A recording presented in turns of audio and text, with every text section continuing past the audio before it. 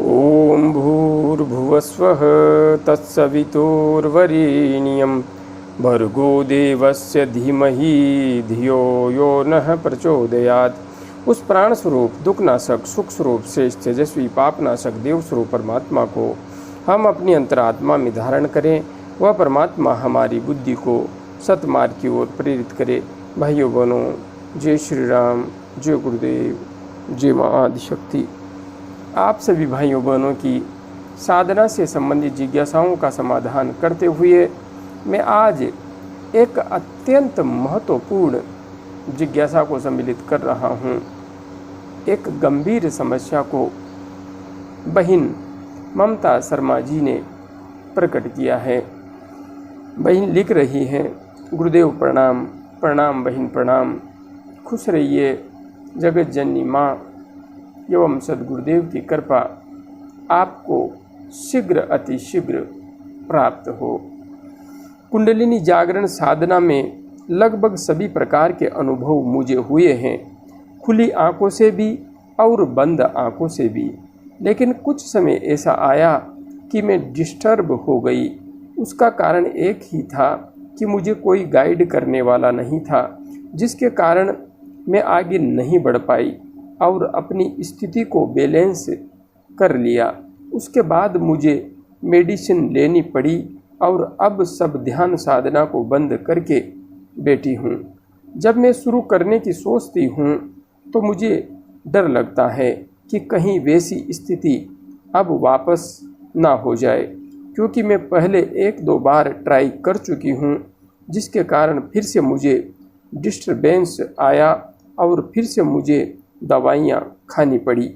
मुझे कोई सॉल्यूशन बताएं ताकि मैं इस मार्ग पर वापस आगे बढ़ सकूं। और आगे मैं आपको बताना चाहती हूं कि उन दिनों लगभग 13 वर्ष तक मुझे नींद नहीं आई थी।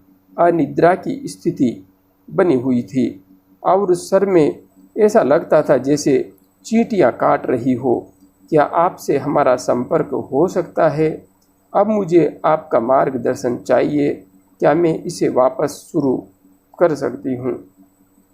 बहन, आप निश्चित रूप से अपने अभ्यास को शुरू कर सकती हैं।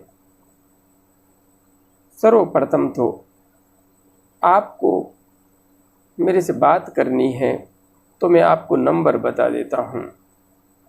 इस नंबर पर कॉल करके आप मेरे से संपर्क कर सकती हैं। 8219493611। इस नंबर पर आप कॉल करके बात कर सकती हैं। और हाँ, जो समस्या आपने अपनी लिखी है, जिससे आप जूझी हैं, निश्चित रूप से अत्यंत पीड़ादायक स्थिति है। यह स्थिति एक साधक के जीवन में एक गंभीर समस्या को लेकर के आती है और इस स्थिति से गुजरते हुए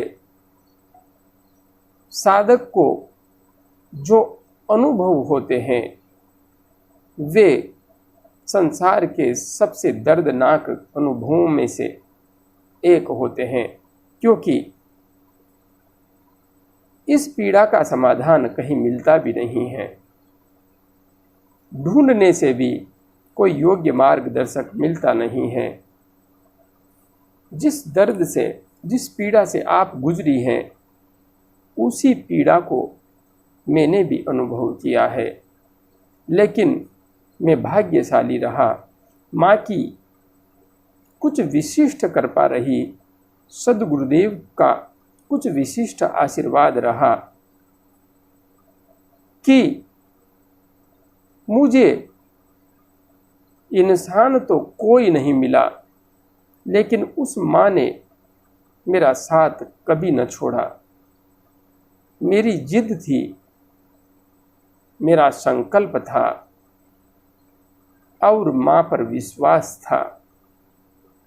कहता गया, मारे तो मार देना, जिलाए तो जिला देना, साधना छोड़ूंगा नहीं, चाहे कुछ भी हो जाए। नींद मेरी भी गायब हो गई थी, समस्याएं बहुत विकट थी, किंतु मेरी जिद के आगे कहीं न कहीं मेरी माँ ने हार मान ली और समस्त समस्याओं का समाधान स्वयं अंतस्थ में आकर के देने लगी। उसी ने मुझे स्वयं राह दिखाई, ऐसे नहीं ऐसे चल, ऐसे नहीं ऐसे चल।